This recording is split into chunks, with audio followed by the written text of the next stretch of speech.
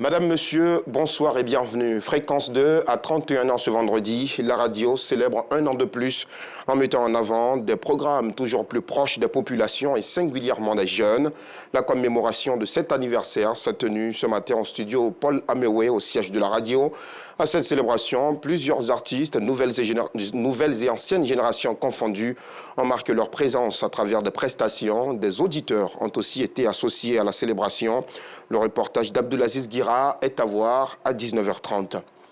Le premier orphelinat de la commune de Port-Bouët verra bientôt le jour, un centre d'accueil construit sur 1 hectare, respectant les normes et toutes les commodités. Selon le premier magistrat de la commune, cet orphelinat offrira un cadre d'éducation et une seconde famille à 16 enfants.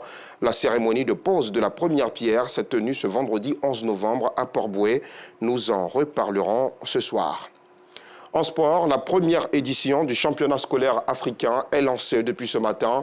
Le président de la Confédération africaine de football, accompagné de plusieurs autres personnalités ivoiriennes, a donné le ton de ce tournoi qui mettra en compétition des jeunes du continent. Arsène Kouassi et Samuel Moech nous en diront un peu plus à 19h30. Et toujours en football, l'ASEC Mimosa arrache son ticket pour la Coupe CAF. Les jaunes et noirs ont largement devancé sur les deux confrontations leurs rivaux du fromager, le Sporting Club de Gagnoa. Les deux matchs se sont déroulés au stade de Yamoussoukro, comme nous l'explique Jean-Sylvain Risso. L'opération remontada lancée par le Sporting Club de Gagnoa n'a finalement pas eu lieu. Après le but matinal de la 4e minute signé Anissé Oura sur un pied droit bien ajusté, la SEC avait perdu le contrôle du match, donnant ainsi de réels espoirs aux jeunes bleus de Gagnoa. Mohamed Sanogo à la 20e minute et Zia Koulibaly à la 44e inscrivent des buts qui portent la marque du sursaut d'orgueil. 2-1 pour le Sporting à la pause. Mais cette hargne de vaincre va disparaître en seconde période, laissant place au pragmatisme Mimo.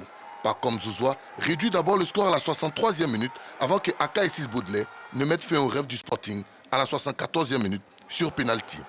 Score final 3-2 pour les jaunes et noirs qui accèdent aux phases de poule de la Coupe CAF qui débute en février 2023. Unique club ivoirien engagé en Coupe africaine, la SEC Mimosa de Julien Chevalier connaîtra ses adversaires lors de la phase de poule le 16 novembre prochain à l'issue du tirage au sort.